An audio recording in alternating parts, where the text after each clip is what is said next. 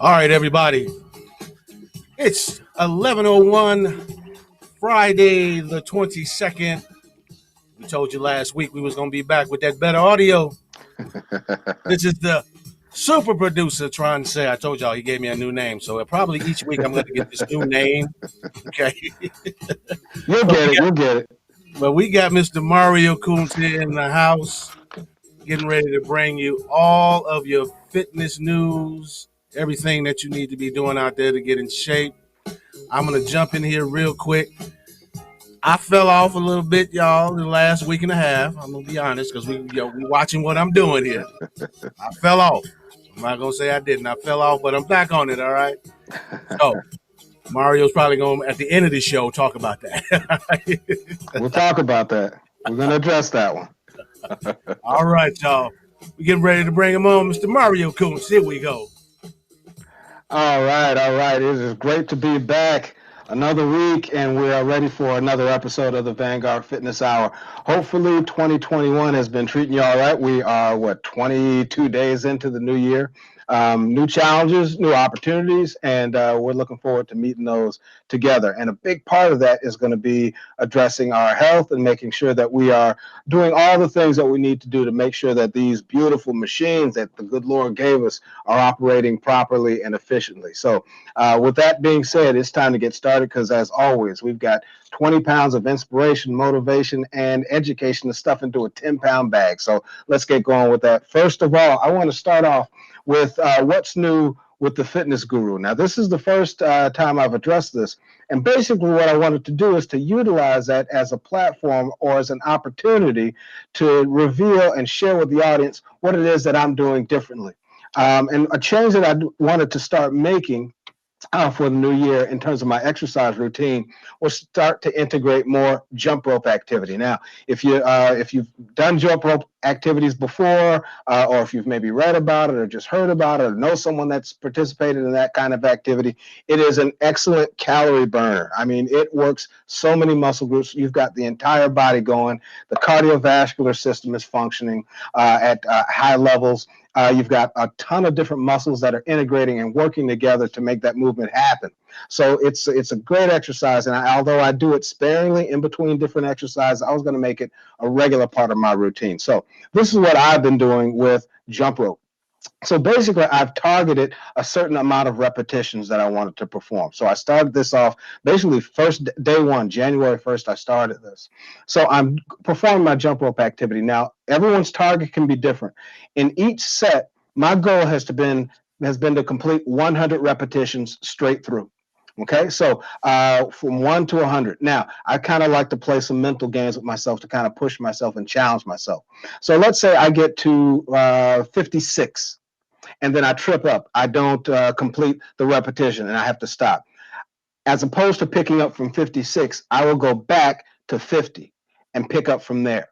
So that's kind of my goal. That's my motivation to make sure I get through that entire 100 without tripping up. So that's the first part of it. So each set consists of 100 repetitions.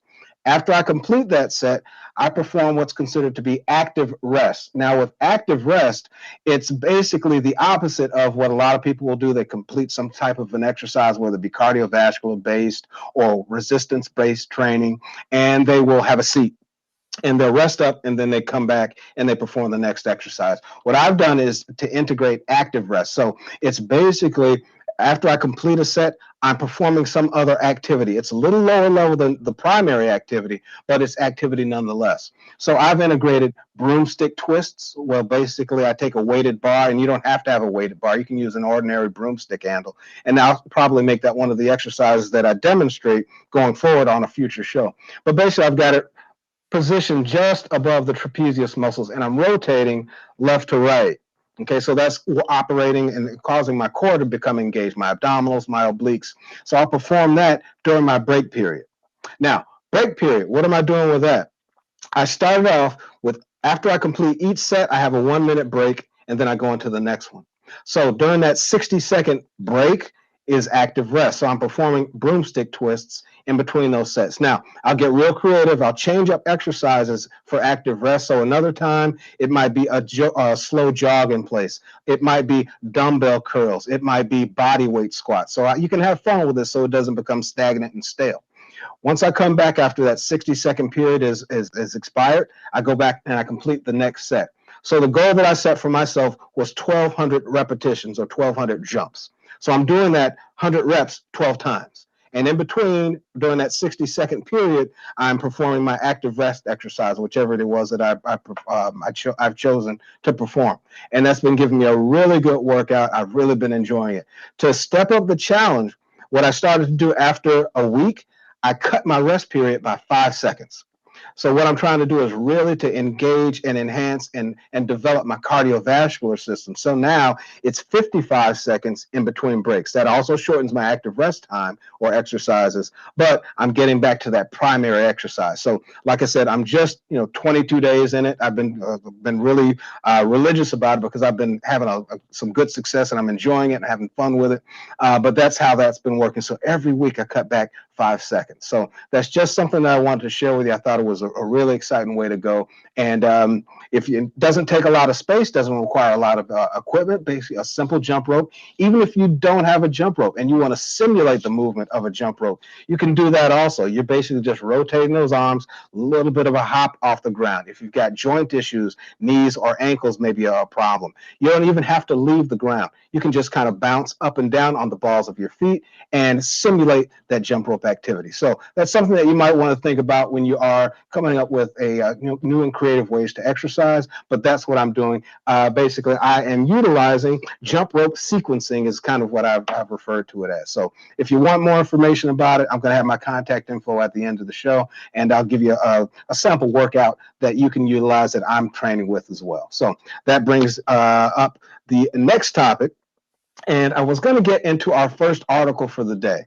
And I got a couple really exciting ones that I found were very involved. But I want to get back to my super producer and talk a little bit about what he had brought up with his own exercises and his own workout routines. Now, as most of our regular listeners and viewers have known, that super producer Tronce has been going through his own workout regimen. I helped to put together a workout plan for him, and he's been going along with that.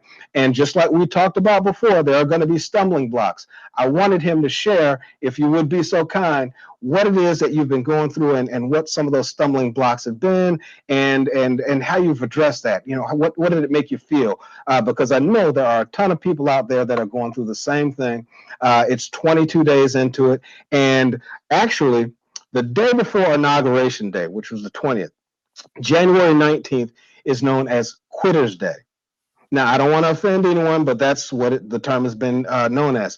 Research has indicated that typically 19 days into the new year for folks that make New Year's resolutions, and they don't have to be fitness oriented. Some are financially related, some are relationship related, that sort of thing. But on average, New Year's resolutions last typically until about January 19th. At that point, most folks have kind of given up on whatever it is that they've been trying to do. So if you made it past that date, congratulations, that is fantastic. If not, you are not alone, because the study that I looked at monitored the fitness activity of 98.3 million folks in terms of their activity levels and how it basically went off a cliff after the 19th. So there's a lot of research that reinforces that. But super producer, can you share with the audience what you've been going through and what you experienced with your own workout regimen and why it is that you said that you kind of fell off a little bit?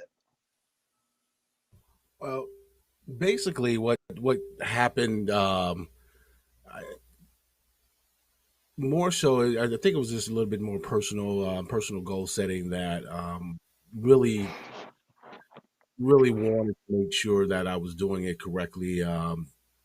Working, between working, making sure the show was going on, other things in regards to certain production stuff that we have. Kind of that kind of wrap me up a bit and just kind of take me away from actually what it was I was doing. It kind of felt like I wasn't giving enough to. And what I realized after speaking, with the co-owner, the one and only Miss Kim Harrison, she brought me to an understanding that look, you can't do everything. You have to take one step at a time to make those things happen. And so that's pretty much what I ended up doing, and just kind of pulling myself back in to a better understanding of the regiment and how to get that done. I kind of went into the little snack thingy, all of that basically, and just realized that, okay, I can't do this, I can't do that, I can't do this, I can't do that. You know, that's pretty much what happened. So I just kind of got overwhelmed Yeah. with putting it all together, and so you know once being overwhelmed is one thing, but when you're overwhelmed in a sense of wanting to achieve, that becomes a bit of a depressant, basically. Yeah. When you that you're not achieving what you want to achieve, and that's kind of basically what happened. Was that that, I guess, as they say, being an overachiever, and that's something that with me, I have to really realize and understand that. I guess you would say that's the OCD in me, and everything. I mean, it's been brought to my attention. Trust me. I so, got you. I got you. that's the whole thing. Just I'm over trying to overachieve and not really looking at that you have achieved, and just continuing that regiment, will bring success. It's not going to happen overnight again. So just take your time and dedicate your time to everything that you need to dedicate your time to be successful. And Absolutely. and the exercise regimen is one of them. So that is a commitment that I made, and I'm going to continue to stick with that commitment. So That's great. That's fantastic. I told y'all, Um, he was going to bring it up. See that? I ain't telling no more. I ain't gonna tell nothing else. well, when we first start out on when you first started on this journey, we promised our listeners we were going to provide as much transparency as possible, and this is all part of it because there are going to be points in time where you kind of fall off the wagon a little bit. The important part is to make sure that you first of all identify what got you off track. Whether it be family commitments or more heavier workload, or maybe a stressful topic that you've been dealing with that affects your mental outlook. Whatever the case might be, those things are going to come up. So it's important to identify that. Just like when an individual is trying to identify sources of stress because of the negative effects that it's having on that individual. That's the first part of it. You got to find out, well, why is this happening? What's the source of that? And once you do that, now you can kind of re-engineer or reverse engineer the process to find out, well, this happened and that resulted in that, and then that resulted in that. And then at the end, I wasn't working out or I wasn't eating properly anymore. And you brought up a couple of significant points. The workload, and you had a lot going on. And what I've found, with whether it be with patients or personal training clients and that sort of thing, we have a tendency, a habit, to put everything else before ourselves. And that can be the needs of a spouse or significant other. It could be the needs of your children, demands put on you by a boss, chores that have to be done around the home, all those sorts of things. And we, meaning you and I, we become put on the back burner. We're taking care of everything else but the most significant thing. And that is, it's all right to look at it as in that kind of a light. You are significant. You're important, because if you're not in good health, or God forbid, if you're not here anymore, all those other things, what does that matter? The people that depend on you, if you're not healthy, you're not going to be of a benefit to them. That job, if you're sick or you have to resign because of health issues, that job isn't going to get done. So you've got to take care of number one first. So that's the first thing. When it comes to those setbacks that we do have, it's important not to beat yourself up about it. Just like I talked about January 19th being Quitter's Day, right? After 19 days, typically people typically will fall off of their New Year's resolutions. And what happens is they start to feel guilty. They feel bad about it. I couldn't even make it for 19 days.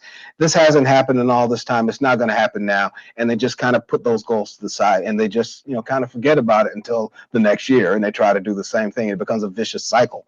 But it's important to realize, what, these setbacks are going to happen. Don't be frustrated by it. Don't allow yourself to get to the point where you're just so angry with yourself or so frustrated that you don't see any light at the end of the tunnel, that you don't see any benefit with what you're trying to do. It's time to pick yourself up, dust yourself off, start all over again, just like that old song.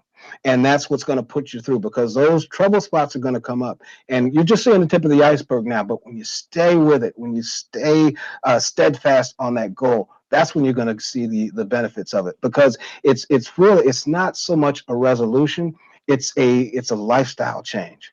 You're developing habits. Okay, resolutions, at the basis sense, they're kind of meant to be almost temporary. Okay, you're changing the way that you live your life, and that takes time, and there are going to be negatives and setbacks involved with that. So use those to your advantage, find out what went wrong, and start all over, time to get back up on that horse and make sure that it happens the right way. So that's what I want to share with you in terms of that topic. So I want to thank super producer Tronce for sharing that with the audience. And we're going to be, again, continuing on with your journey. And we love that input, because I know there are folks out there that have been in the same position as you. So thank you very much for that.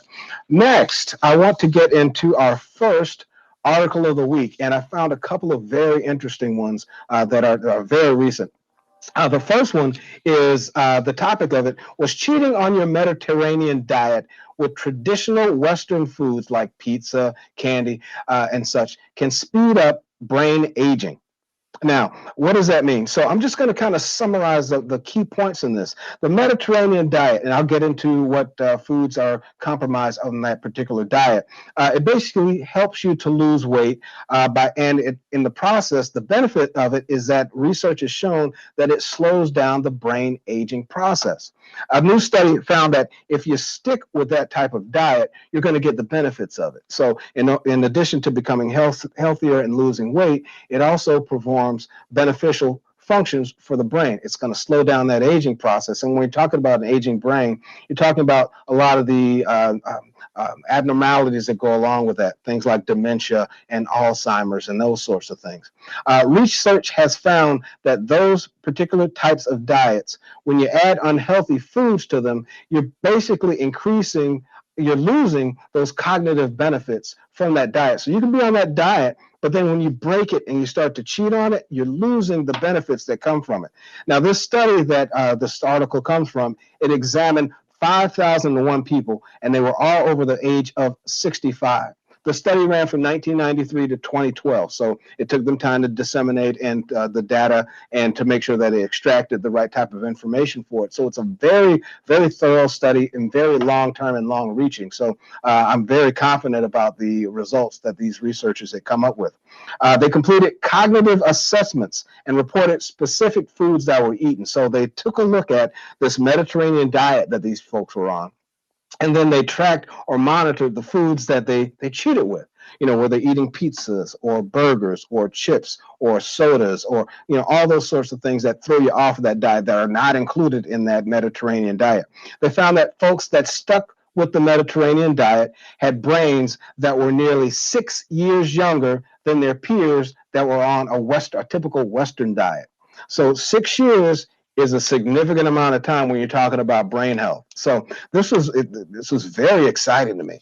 Let me get into some of it, because I know there are a lot of people that are saying, well, what's a Mediterranean diet? Basically, a Mediterranean diet focuses on things like fish and vegetables and legumes and olive oils, potatoes, unrefined cereals, and moderate wine consumption.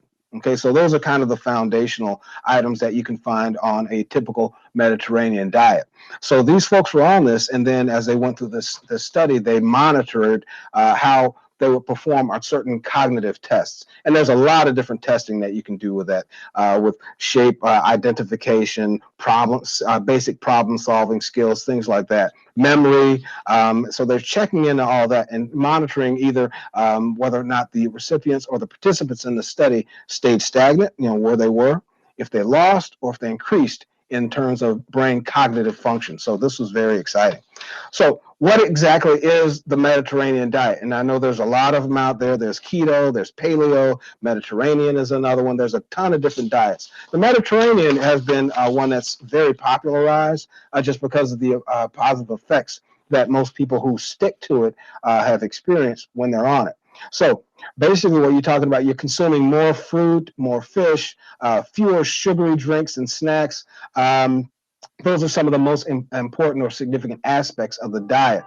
In addition to that, you're talking about vegetables and nuts and seeds, whole grains, fish and meats. And when we're talking about fish, fish that is high in omega-3 fatty acids. So that's what we're looking for when we're talking about Mediterranean food components. Um, you're reducing or eliminating your intake of saturated fats, things like butter, red meat, processed foods, which I'm a big non-believer in anyway. Things like juice, white breads, sodas, sugars. So those things are basically significantly reduced or totally eliminated when you're talking about the Mediterranean diet. Things that you can consume in moderation, red wine is one. Okay. Um, you can integrate your meals so that you're supplementing fruits into each one of those meals. You're going to swap things like sunflower oil or vegetable oil with things like extra virgin olive oil. Snacks are going to be like nuts, almonds or pecans, things like that. So those are some of the components of that Mediterranean diet. So again, it's a great study, but when you think about the long-term effects of it. And a lot of people think, oh, I'm just cheating on my diet. It's not that significant. I urge you to think long-term. Now, there's short-term benefit to eating pizza, right? It tastes good and it makes you happy or whatever. Okay. At the end, you're going to be full. But over the course of time, if you take that long-range 10,000-foot view, is it really worth it? Because what I'm looking at now is quality of life. Okay, that's a big issue for me. How am I going to live as a senior? Okay, I've got to think about those things. Do I want to be the type of person that's bedridden? Do I want to be the type of person that's dragging around an oxygen tank?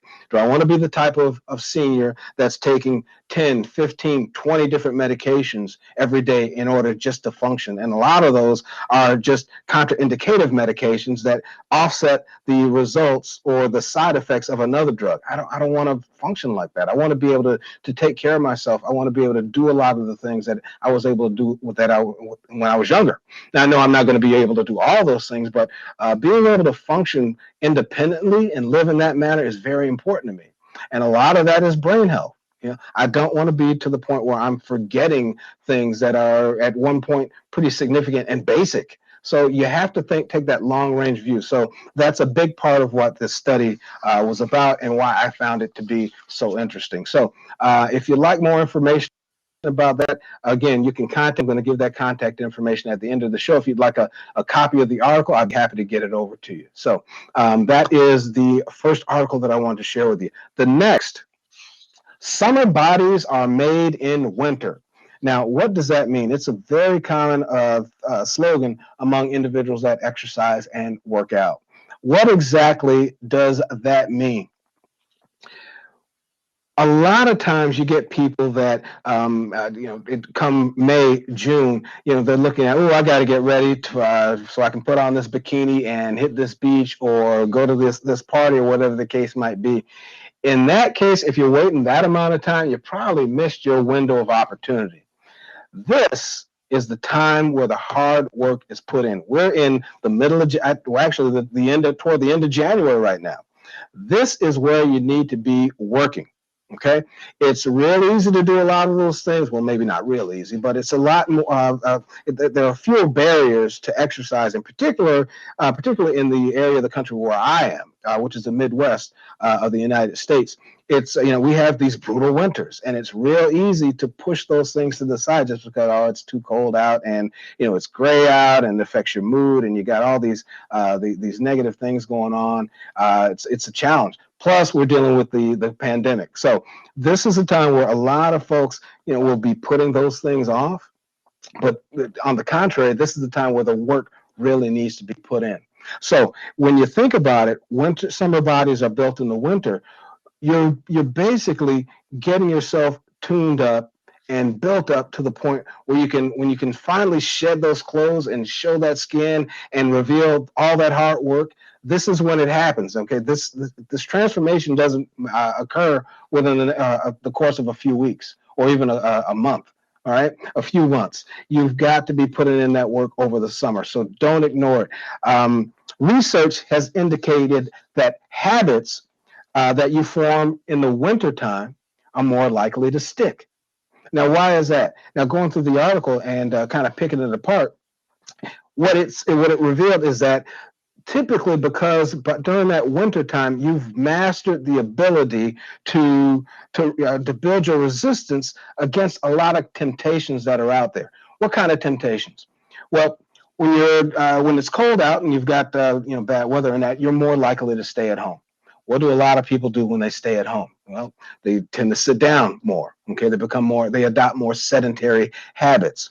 Their eating habits tend to get thrown out of whack because it's very easy to snack. A lot of us, we don't even eat because we're hungry. We eat because we're bored.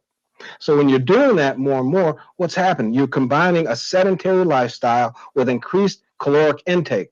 That's a recipe for disaster. You are going to pick up weight doing those sorts of things, but it's kind of comforting in a sense. That's why, if you want to have that beverage or that slice of cake or whatever it is that kind of gets you going in terms of cheat foods, it's real easy to do that.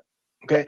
It's not like during the summer when you're up and out and you're running around and doing all kinds of different things. So you want to keep that in mind. So when you're able to set those types of rules and regulations for yourself and establish those habits, you're basically setting them in an environment where it's not really conducive to setting those kind of positive habits. You've got to be very strict. You've got to be very disciplined. And if you can do that during the winter, you're able to do it during the summer. So that's why the research has indicated that habits that you are able to form during the winter are going to be most likely to stick with you. You're going to already know ways to fit your workouts in your days out and your days in, whatever the case might be, simply rather than finding excuses for skipping them. Because now it's more challenging to fit those workouts in.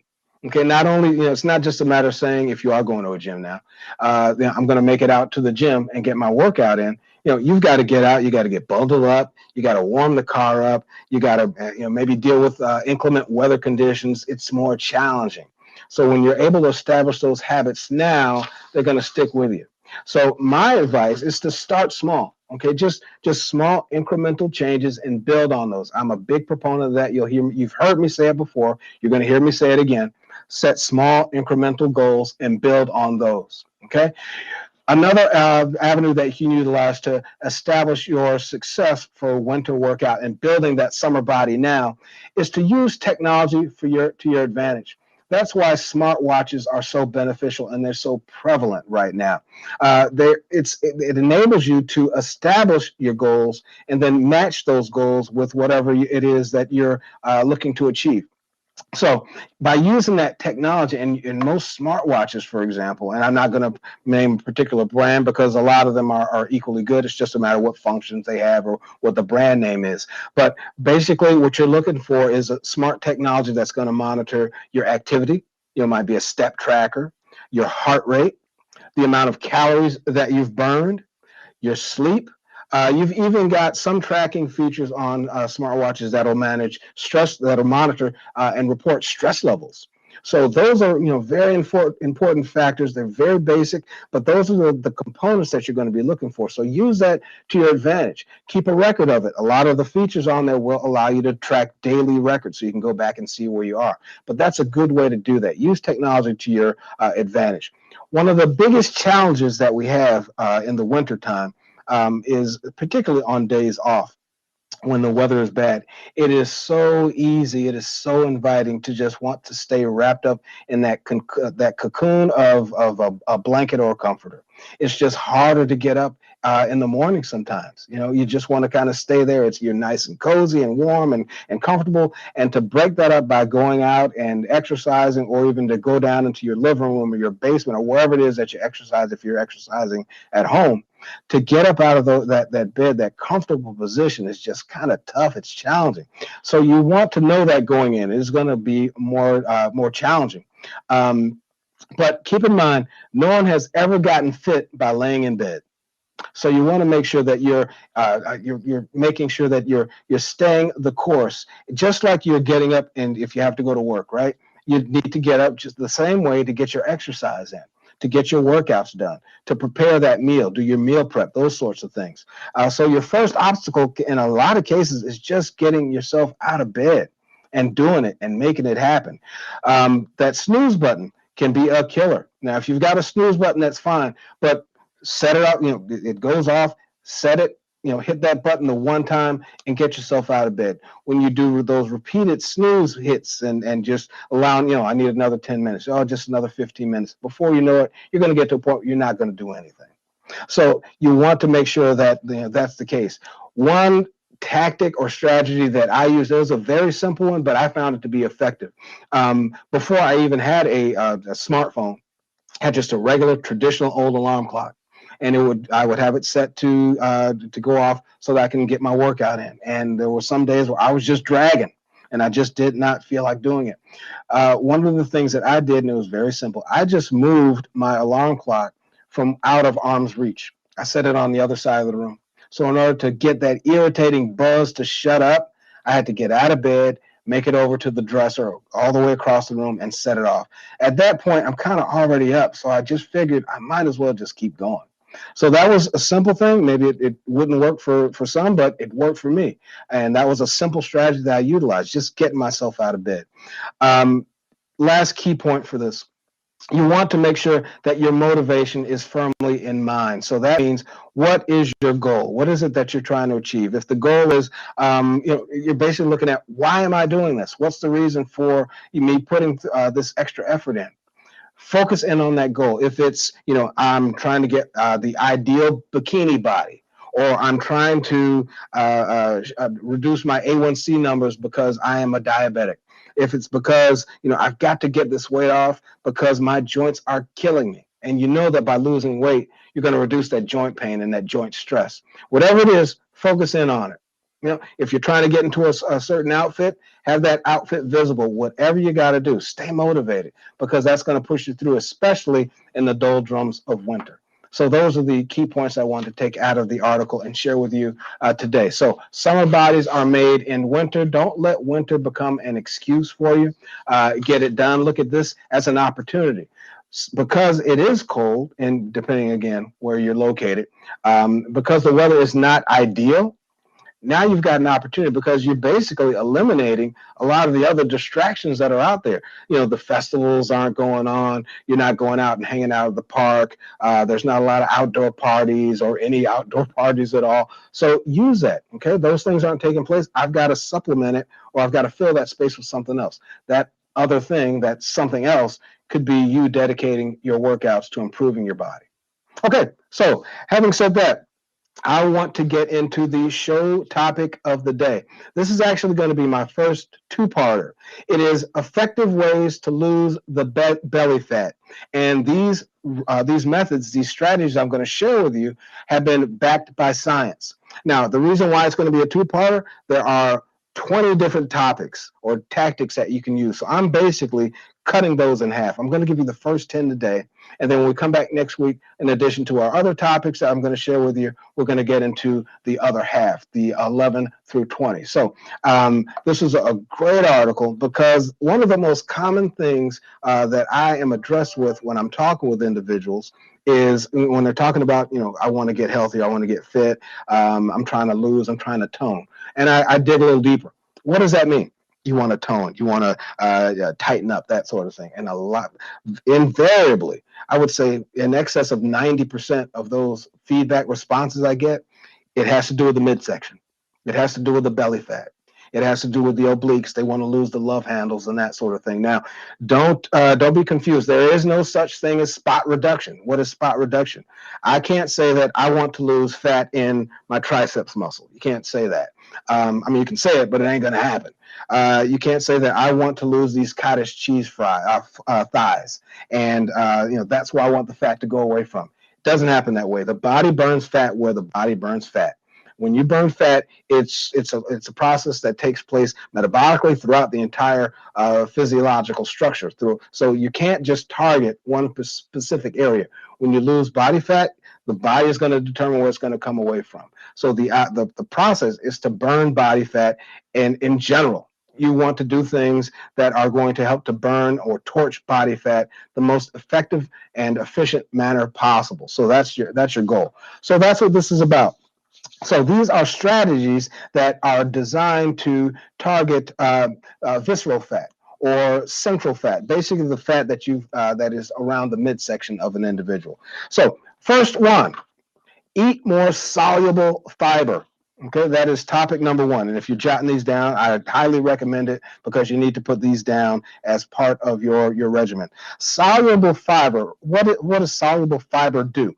Basically, it forms a gel when you ingest it. It thickens. Okay, it becomes viscous, and once that happens, it helps to slow down the food as it passes through your digestive system. Now, what happens is, and there's been a lot of research on that, when you're ingesting this type of fiber, it promotes weight loss by helping you to feel full.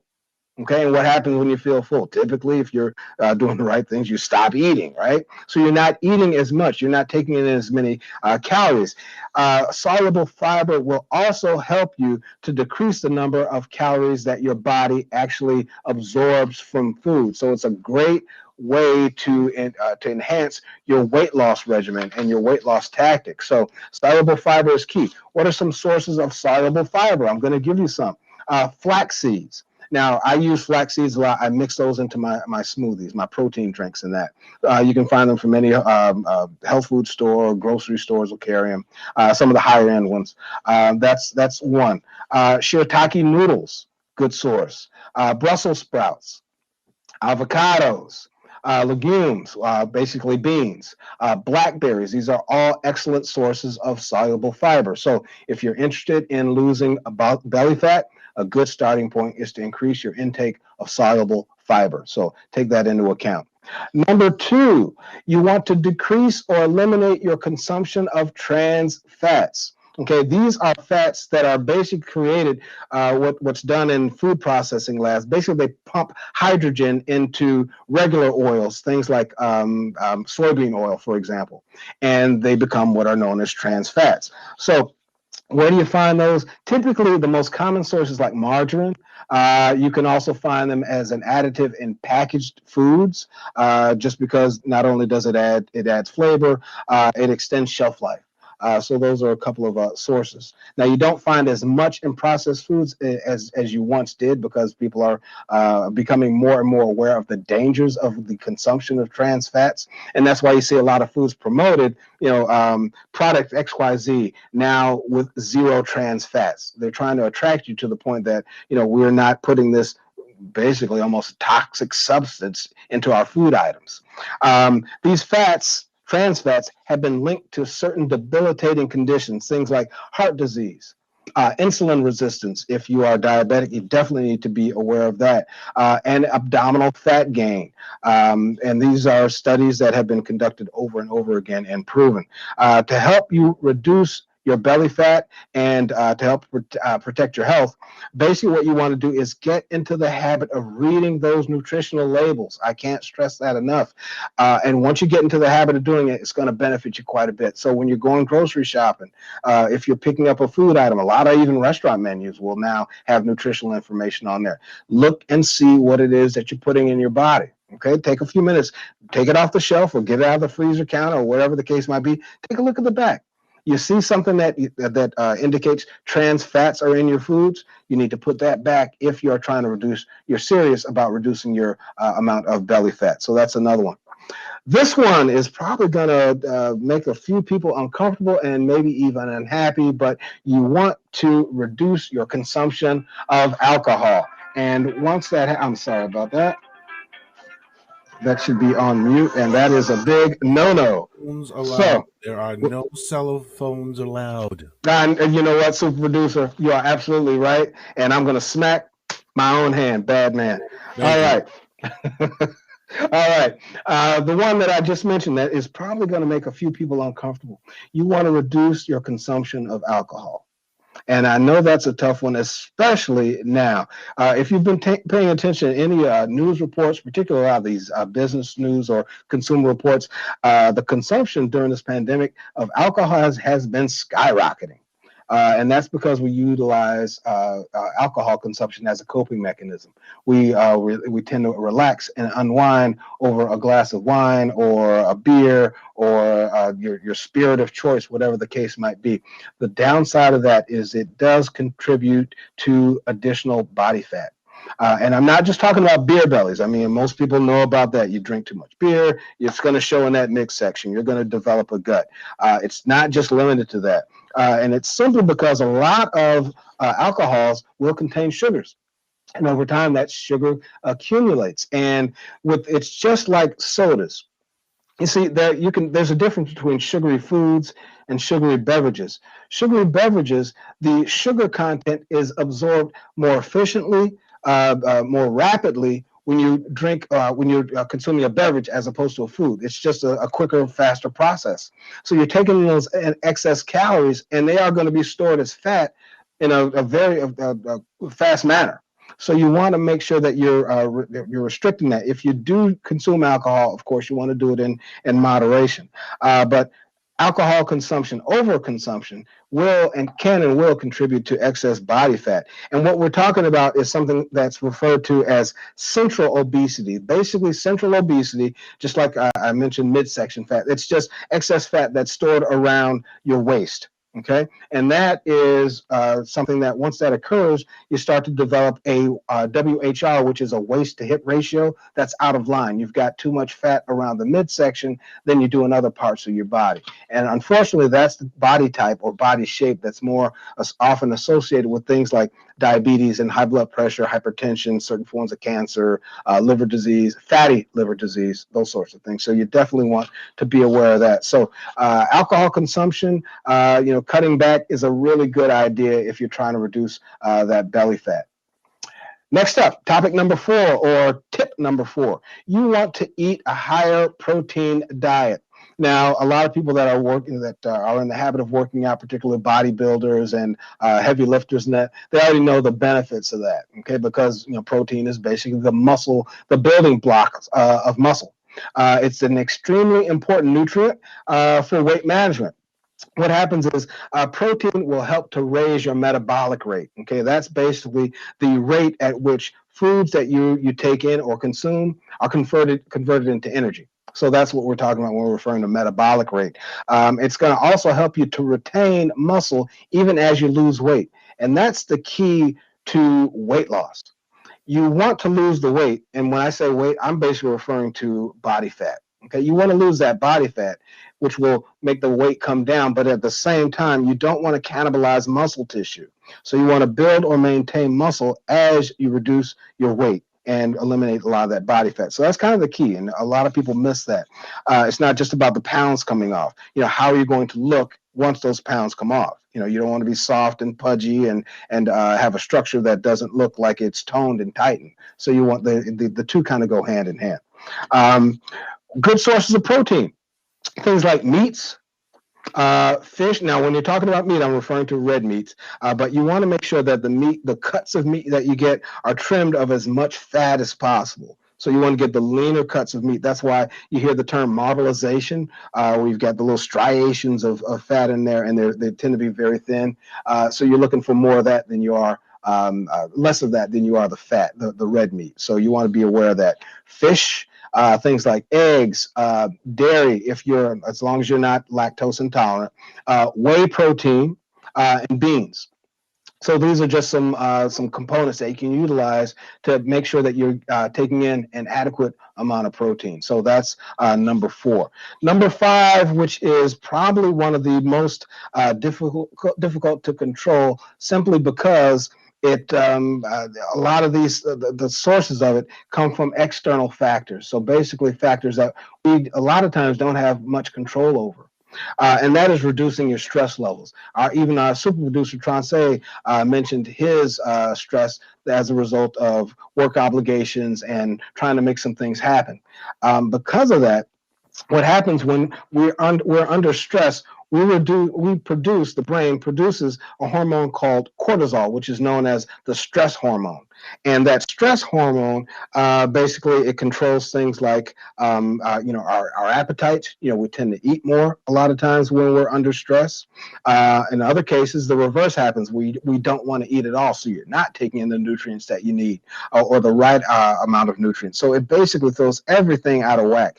Research has shown that high cortisol levels increase appetite, and they drive up abdominal fat storage. So the big source of that, what you really want to focus in on, and I know it's impossible in a lot of cases to eliminate all sources of stress, just because they kind of go, with life, we're under stress naturally. But what you want to do is to do your best to identify and minimize those sources of stress. A lot of times, stress management simply comes down to using a two-letter word: no. We're oftentimes just too quick to say yes to everything. Okay, yeah, I'll help you with that. Yeah, I'll take you there. Yeah, I'll do that. Yeah, I'll get this done. And we don't say no enough. And we do that when we take on all these additional burdens. That's going to stress you out. And trust me, being in, because I kind of have a dual kind of a role in the fitness industry and in the healthcare industry. And in both environments, I have seen stress do horrible things to the human body. I kid you not. I've seen people that look like they are 25, 30 years chronologically older than they actually are. I've seen it promote certain debilitating health conditions. And in cases where an individual is already dealing with a medical issue, I've seen it exacerbate it. So stress is not your friend. You want to get it under control. And one of the side effects is that it's going to promote abdominal belly fat storage. So you want to use that as a strategy to eliminate or reduce that. Number 6 is pretty obvious. Okay, you want to reduce your consumption or eliminate or not eat as many sugary foods as you might normally do. Sugar contains, in a lot of cases, sugar will contain fructose, and that's been linked to several chronic diseases when it's consumed in excess. Things like heart disease, type 2 diabetes, obviously obesity, fatty liver disease. These are all things that are really are very significant. The thing about sugar, the sneaky thing, the devious thing about sugar is that it's everywhere. Food manufacturers intentionally put sugar into foods. Why? Because sugar makes stuff taste good. And if food doesn't taste good, you're not going to eat it. Manufacturers aren't dumb. They know that if they want you to buy their products and to like their products, they got to put sugar in it. And sugar is addictive. I've seen studies and videos. I've been involved in meetings that have examined the effects of sugar on the brain. And I've seen the synapses that take place in the brain when sugar is introduced. And you know what it's very similar to? It's almost identical to a brain when it's responding to cocaine. And I mean, it's the same light show, because the body looks at sugar as, this thing that's just going to get it charged up and it makes it feel good, and this is great. And that's why we respond to sugar so well. And that's why sugar is every place, because it's making people a lot of money. That's no accident that the candy bars and the sweet gums and the chips and those sorts of things are at the very end of your checkout line when you go into that grocery store, because those are considered to be impulse buys, right? So you got everything that you need, and you see that, I might as well get a Snickers bar, or I might as well get that bag of chips, or I might as well pick up that gum, whatever the case might be. It's not by accident. Sugar is everywhere, and you need to be aware of that. It's important to realize that we're not just talking, or I'm not just talking about refined sugars, the things that you see in those treats and snacks and cookies and things like that. Even things like healthier sugars, or quote unquote healthier sugars, things like real honey. The honey that you get to sweeten your tea, or you put on your food, or whatever the case might be. Even that in excess can lead to additional abdominal belly fat. So you want to use that as a strategy also. So next up, aerobic exercise or aerobic activity. You definitely want to include that in your routine. Okay, cardio, that's what I'm talking about. So you got to get up and get moving. So it's not just enough, a lot of people a lot of times I'll even see people that are, have the appearance of being very muscular and very strong and that sort of thing. And they sling the weights around, but they do very little, if any, cardiovascular disease. And that's detrimental as well. Okay, you don't want to have a body that's big and bulked up and solid with a weak cardiovascular system. So you want to make sure that you include that. Aerobic exercise, it's a very effective way to improve your overall health and to burn those calories. So that's going to be a big benefit when it comes to reducing that belly fat. There have been studies that have shown that aerobic activity and exercise for reducing belly fat has been very effective, for example, in postmenopausal women. Women that included up to 300 minutes of cardiovascular exercise per week lost more than their counterparts who did just 150 in terms of reducing that body fat. And we're not just talking about just a calorie here and there. We're talking about inches off of the waistline. So that's very significant. So make sure that if you're not already doing it, you engage in and participate in and make cardiovascular exercise a significant part of what it is that you're doing. Another strategy: cut back on your carbs, especially refined carbohydrates. Reducing this is going to be very beneficial for not just overall well-being, but also for reducing abdominal fat. When you're looking at individuals that are taking in terms of grams of carbohydrates, diets that have under 50 grams of carbohydrates can cause belly fat loss in obese individuals or those with type 2 diabetes on a regular basis. So the key number in that case, if you do happen to be overweight or obese, 50 grams or less of carbohydrates is going to play a big part in reducing that belly fat. So reduce those carbs. And here we're talking about foods that contain a lot of flour and pastas and white breads and those sorts of things. So basically, a diet that is lower in carbohydrates, particularly those refined carbs, are going to pay significant benefits for you. Number 9, replace some of, and this one I never really did much of before. I just recently started engaging in it more often. But you want to replace some of your cooking oils and replace those with coconut oil. Okay. Coconut oil has quite a few significant nutritional benefits. So as opposed to, when you're preparing that meal, you're maybe frying something or sauteing it, as opposed to vegetable oil or canola oil or even olive oil. We just talked about that is a good substitute. But try replacing your cooking oil with coconut oil. Even because these are what are considered to be medium chain fats. What it does, it helps to boost your metabolism, and it decreases the amount of calories that you upload or intake as a result of the foods that you consume. So, in fact, there was one study that showed that men who are obese and took in coconut oil as a replacement over a 12-week period lost an average of 1 to 2 inches of belly fat during that 12-week period just by substituting coconut oil. Now, here's the key. They didn't change their diets and they didn't exercise. They just substituted that. So that's something that you want to take a look at. So coconut oil is a very, very beneficial food source or food additive that you can utilize in your cooking process as you're preparing those meals. Last up, number 10 is you want to perform resistance training. Basically, you want to work out with weights. Okay, so don't be afraid of the weights. Now, I see this very common, and no offense, but I see this more often with women.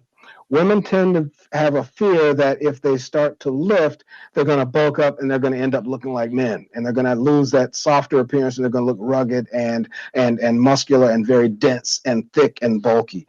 That is not the case. A toned body is different from a bulky, muscular, ripped up body.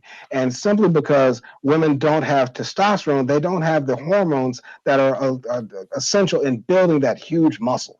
Okay, so you don't have to worry about that. Don't be afraid of that. And even with guys, don't get so caught up in using the same amount of weight every time you train. Okay, pick up those weights. Having a cardio day here and there is great, but you want to supplement the work that you do with resistance training. And here I'm talking about not just free weights, but also machines and body weights as well. Studies that have been shown that revealed that people that were subjected or experiencing or dealing with or living with pre-diabetes or type 2 diabetes or fatty liver disease, when they integrated or utilized resistance training, they also saw benefits in terms of not just overall health, but also a reduction in body fat loss.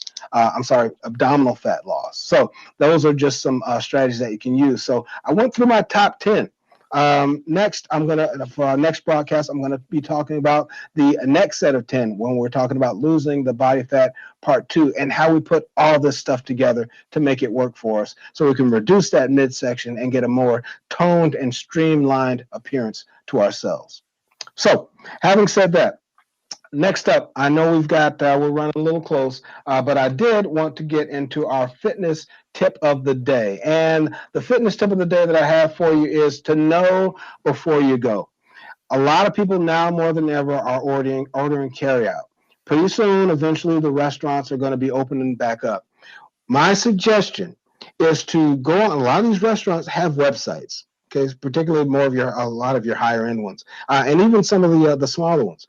But a lot of them have websites, and as part of those websites, if you do a little search on those pages, you can find out nutritional information. Take a look at that nutritional information. You can look at the entrees that they have, and a lot of times it will show calories per serving. You want to take a look at that and make sure that it lines up with your fitness and nutritional goals. If you're on a diet, and I don't like the word diet, but let's say if you're on a nutritional plan and you're trying to stay on that plan, you want to see that if that restaurant is friendly to that particular nutritional plan you're on.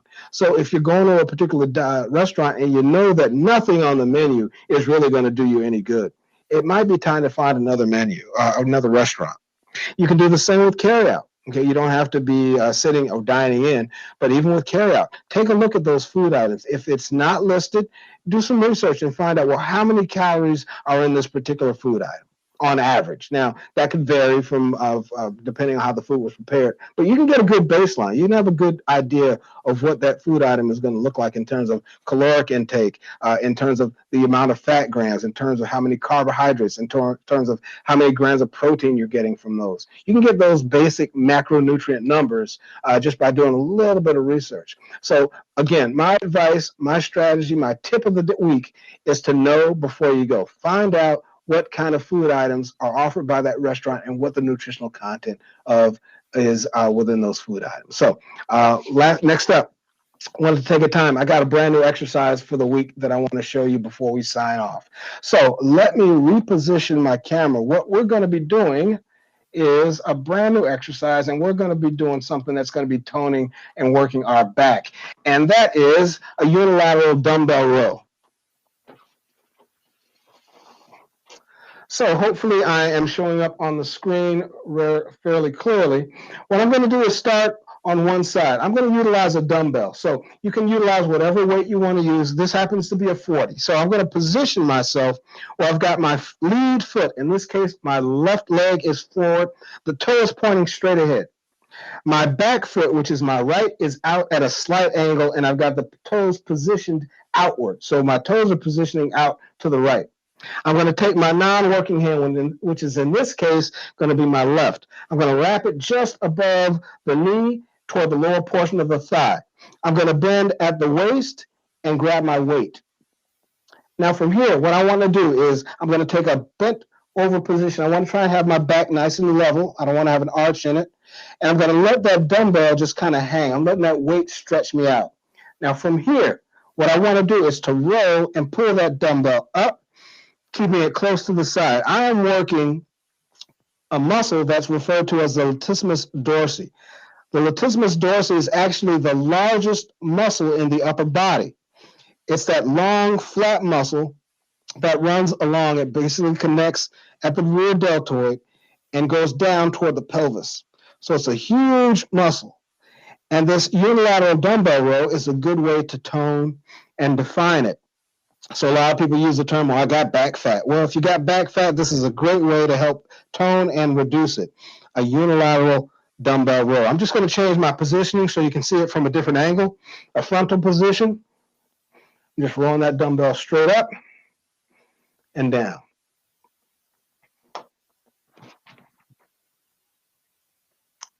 Switching sides, everything reverses.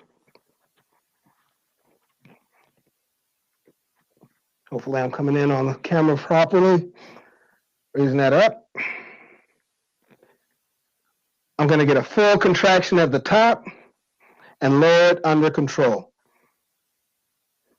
The unilateral dumbbell row.